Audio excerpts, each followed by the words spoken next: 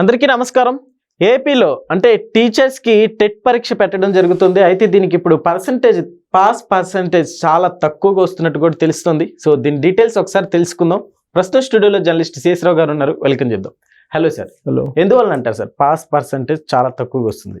టీచర్ల క్యాపబిలిటీ ఎలా ఉంది అనేది అర్థమవుతుంది ఈ టెస్ట్ ని బట్టి. జనరల్ గా సర్వీస్ లో ఉన్నటువంటి టీచర్స్ అంటే ఉద్యోగం చేస్తున్నటువంటి టీచర్స్, ఓకే, వీళ్ళకి టెట్ ఎగ్జామ్ పెడుతున్నారు. ఎందుకు పెడుతున్నారు టెట్ ఎగ్జామ్ అంటే 2011లో సుప్రీంకోర్టు తీర్పు ఇచ్చింది. ఓకే, దాని ప్రకారం టెట్ ఎగ్జామ్ ని రాయాలి, దాంట్లో క్వాలిఫై కావాలి, పాస్ అవ్వాలి దాంట్లో టీచర్లు. ఓకే, అది సర్వీస్ నిబంధనగా చేర్చేశారు. 50 సంవత్సరాలు పైబడిన టీచర్స్ కూడా ఎగ్జామ్ రాయాల్సి వస్తుంది. ఓకే, ఎందుకంటే 2011 ముందు రిక్రూట్ అయినటువంటి టీచర్లు అందరూ టెట్ ఎగ్జామ్ రాయాలి అని చెప్పేసి సుప్రీంకోర్టు ఇచ్చినటువంటి ఆర్డర్. ఓకే, అంటే 2013కి ముందు 11 ఓకే 2011కి ముందు పాస్ అయినటువంటి అందరూ అంటే ఉద్యోగులు చేరిన అందరూ ఖచ్చితంగా టెట్ ఎగ్జామ్ పాస్ అవ్వాల్సిందని చెప్పించింది. అప్పటి నుంచి ఈ టెట్ ఎగ్జామ్ ని పెడుతున్నారు. 2018 నుంచి ఈ ఎగ్జామ్ పెడుతున్నారు. Okay sir. అయితే ఇందులో కూడా ఏమైనా రిజర్వేషన్ లాంటిది ఏమైనా ఉంటుందంటారా? ఇప్పుడు మార్కుల్లో రిజర్వేషన్ ఇచ్చారు. ఇప్పుడు అదే టీచర్లు ప్రశ్నిస్తున్నారు. ఇప్పటి వరకు 2018 నుంచి ఇప్పటి వరకు 5 సార్లు టెట్ ఎగ్జామ్ నిర్వహించారు. ఏ ఒక్కసారి కూడా 50% మించి పాస్ కాల ఏది టీచర్లు. ఓకే, టెట్ అంటే టీచర్ ఎలిజిబిలిటీ టెస్ట్. ఓకే, ఇప్పుడు జనరల్ గా ఏంటంటే ఇప్పుడు డాక్టర్స్ కూడా టెస్ట్లు ఉంటాయి. డాక్టర్స్ కూడా ఇప్పుడు లైసెన్స్ ఇస్తారు. లైసెన్స్ ఇచ్చిన తర్వాత మళ్ళీ వాళ్ళు కొన్ని 5 సంవత్సరాలకు 10 సంవత్సరాలకు ఒకసారి పోయి వాళ్ళు మళ్ళీ ఎన్హాన్స్ చేసుకోవాలి. లైసెన్స్ ఎన్హాన్స్ చేసుకునేటప్పుడు వాళ్ళకి ప్రైమరీగా కొన్ని ఉంటుంది. ఓకే, అలాగే ఈ టీచర్స్ కూడా ఇప్పుడు టీచర్ ఎలిజిబిలిటీ టెస్ట్ అనేది ఉండాలి అనేది సుప్రీంకోర్టు చెప్పింది.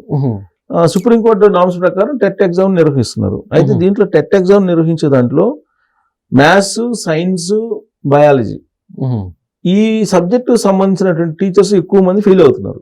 ఓకే, దానికి కారణం ఏంటంటే క్వాలిఫై కావట్లేదు. దానికి కారణం ఏంటంటే మొత్తం 150 మార్కులకి ఈ పేపర్ ఉంటుంది. ఈ 150 మార్కులు 60 మార్కులు మాత్రమే వాళ్ళకి సంబంధించిన సబ్జెక్ట్లో ఉంటాయి. మిగిలినటువంటి 90 మార్కులు ఏదైతే ఉన్నాయో అవి మిగతా జనరల్ నాలెడ్జ్ సంబంధించి రకరకాలుగా ఉంటాయి. లాంగ్వేజ్ సంబంధించి ఇలా ఉంటాయి. దాంట్లో వాళ్ళు రాణించలేకపోతున్నారు. దానికి కారణం ఏంటంటే మేము జాబ్ చేసుకుంటున్నాం కదా, జాబ్ చేసుకుంటూ మేము చదువుకోవాలంటే కష్టం అనేది ఒకటి చెప్తున్నారు. రెండేంటంటే 50 సంవత్సరాలు పైబడిన తర్వాత ఇంకా చదువుకుని ఇప్పుడు టెట్ ఎగ్జామ్ రాయమంటూ ఏంటనేది ఇంకోటి చెప్తున్నారు. ఈ 2 కారణాలు చెప్తున్నారు. సరే, కారణాలు ఏమైనా కానీ పాస్ పర్సెంటేజ్ తక్కువగా ఉంటుంది. సరే, మళ్ళీ పాస్ లో కూడా మళ్ళీ రిజర్వేషన్ పెట్టారు. ఓసీలకి అయితే 60% ఉండాలి. ఓకే, బీసీలకి అయితే 50% రావాలి. ఎస్సీ ఎస్టీలకి అయితేనేమో 40% వస్తే సరిపోతుందని చెప్పారు. అంటే 150లో 40% వస్తే ఎస్సీ ఎస్టీలు, అదే 50% వస్తే అంటే 75 సగం 50% వస్తే కనుక బీసీలకి, ఓసీలకి మాత్రం 60% పెట్టారు. Okay sir. ఇక్కడ కూడా ఈ రిజర్వేషన్లు అనేవి ఏ ఎగ్జామ్ లో లేదు కదా, ఇక్కడ ఎందుకు? ఇప్పుడు ఏదైనా అడ్మిషన్స్ లో ఉంటుంది, ఉద్యోగాల పదోన్నతుల్లో ఉంటాయి రిజర్వేషన్లు.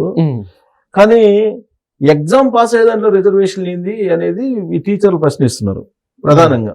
ఓకే, ఇప్పుడు మనం ఎగ్జామ్ రాస్తాం, 10th క్లాస్ ఎగ్జామ్ రాస్తాం, లేదంటే ఇంటర్మీడియట్ ఎగ్జామ్ రాస్తాం, లేదంటే డిగ్రీ రాస్తాం, లేదంటే ఇంజనీరింగ్ రాస్తాం, ఇవన్నీ రాస్తాం. దాంట్లో రిజర్వేషన్ లేదు కదా ఎక్కడ.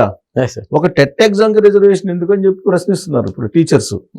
నిజమే కదా, సైంటిఫిక్ గా నువ్వు పాస్ అయ్యే దాంట్లో రిజర్వేషన్ ఏంటి? పైగా వాళ్ళు టీచర్స్ వాళ్ళేమి ఆర్థికంగా వెనకబడి లేదంటే వెనకబడిన వర్గాలు కింద ఒకవేళ జాబ్ లో జాయిన్ అయ్యి ఎస్సీల కింద జాబ్ లో జాయిన్ అయినా జాబ్ లో వన్స్ జాబ్ లో జాయిన్ అయిన తర్వాత వాళ్ళేమి చదువుకోవడానికి అనుకూలమైన పరిస్థితులు లేనటువంటి వాతావరణంలో అయితే ఉండరు కదా.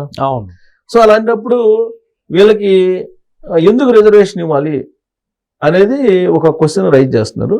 సబ్జెక్టుల్లో కూడా ఇప్పుడు మ్యాథ్స్, సైన్స్, అలాగే బయాలజీ ఈ సబ్జెక్టులకు సంబంధించిన టీచర్స్ ఆ సబ్జెక్టులు బోధిస్తారు అక్కడ.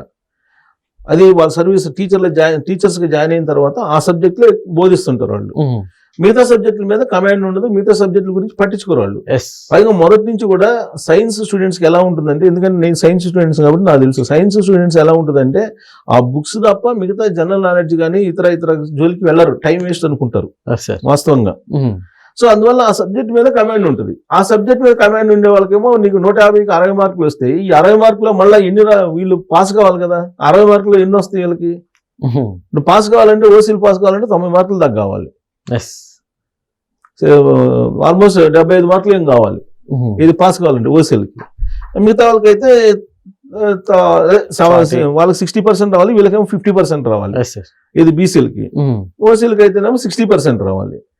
సో ఇక్కడ ఉత్తీర్ణతలో ఏంటి అనేది వాళ్ళు ప్రశ్నిస్తున్నారు. ప్లస్ సబ్జెక్ట్ వైజ్ చూస్తే కనుక మాకు అట్లీస్ట్ మార్కులన్నా ఈ ఓన్ సబ్జెక్ట్ లో పెంచితే కనుక పాస్ అవడానికి అవకాశం ఉంటుంది. అలా కాకపోతే నీకు ఫెయిల్ అవుతూ ఉంటే మళ్ళా రాస్తూనే ఉండాలి.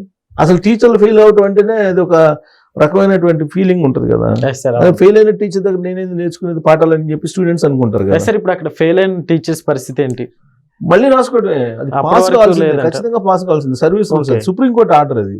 అదే స్టేట్ గవర్నమెంట్ పెట్టింది కాదు, సెంట్రల్ గవర్నమెంట్ పెట్టింది కాదు, సుప్రీంకోర్టు ఆర్డర్ అది. సుప్రీంకోర్టు టీచర్ ఎలిజిబిలిటీ టెస్ట్ పెట్టారు. పెట్టినప్పుడు అది పాస్ కావాల్సిందే.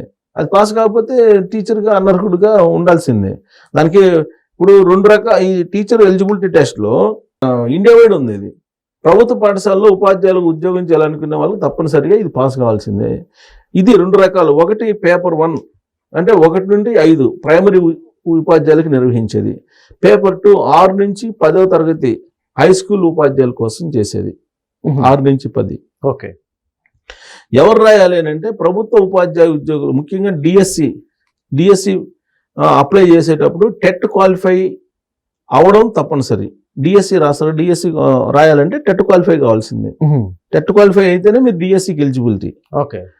ఇక కొన్ని ప్రైవేట్ స్కూల్స్ లో కూడా ఇప్పుడు టెట్ ప్రైవేట్ స్కూల్స్ ఉన్నాయి కదా ఫేమస్, అవి కూడా టెట్ లో స్కోర్ చూస్తున్నాయి, అప్పుడే వాళ్ళు తీసుకున్నారు.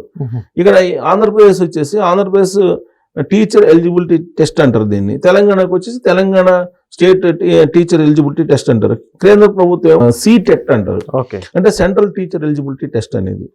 ఇక దీంట్లో 2025 ఇది 150 మార్కులకు ఉంటుంది. 2 గంటల 30 నిమిషాలు అంటే 2.5 గంటలు రాయాలి. నెగిటివ్ మార్కులు లేదు దీంట్లో. ఇంకా క్వాలిఫైయింగ్ మార్కులు వచ్చి జనరల్ కి 60% అంటే 90 మార్కులు రావాలి జనరల్ వాళ్ళు అయితే. బీసీ అయితే 50 మార్కులు రావాలి. 50% అంటే 75 మార్కులు రావాలి బీసీలకి. ఎస్సీ ఎస్టీలకి అయితే అలాగే ఎస్సీ ఎస్టీలు ప్లస్ డిజైబుల్డ్ పీపుల్కి వాళ్ళైతే 40% అంటే 60 మార్కులు వస్తే వాళ్ళు ఎలిజిబుల్ అవుతారు. ఈ టెట్ స్కోర్ అనేది జీవితకాలం మొత్తం కూడా ఒకసారి ఎలిజిబిలిటీ అయితే మొత్తం ఈయన కంటిన్యూ అవుతుంది, అంటే ఎలిజిబిలిటీకి. అది కొన్ని రాష్ట్రాల్లో నిబంధన పెట్టారు 7 years మాత్రమే అనేది. ఓకే. సో కాబట్టి అంతవరకు ఏదో రాష్ట్రాలు నిర్ణయం తీసుకుంటే ఇక ఆ టెస్ట్ రాయకపోతే కనుక టీచర్లే పాస్ కాకపోతే పరిస్థితి ఏందనేది చర్చ జరుగుతుంది. కాకపోతే కొంచెం లోతుగా ఆలోచిస్తే కనుక ఫిజిక్స్ అలాగే మ్యాథ్స్ బయాలజీ ఈ బేస్ నుంచి వచ్చినటువంటి వాళ్ళకి ఈ టెస్ట్ అనేది కొంచెం టఫ్ గా అనిపిస్తుంది. టఫ్ అంటే చదువుకుంటూ వస్తుంది. చదువుకోవాలంటే వాళ్ళు ఉదయం నుంచి సాయంత్రం దాకా స్కూల్లో ఉంటారు. మళ్ళీ చదువుకొని ఎప్పుడు రాయాలి, అది ఒకటి డిసడ్వాంటేజ్. అట్లీస్ట్ పాస్ పర్సెంటేజ్ లో అన్న రిజర్వేషన్ తీసేయండి అని అడుగుతున్నారు. మరి అది రిజర్వేషన్ తీసేసే అధికారం రాష్ట్ర ప్రభుత్వ పరిధిలో ఉండొచ్చేమో దీనికి.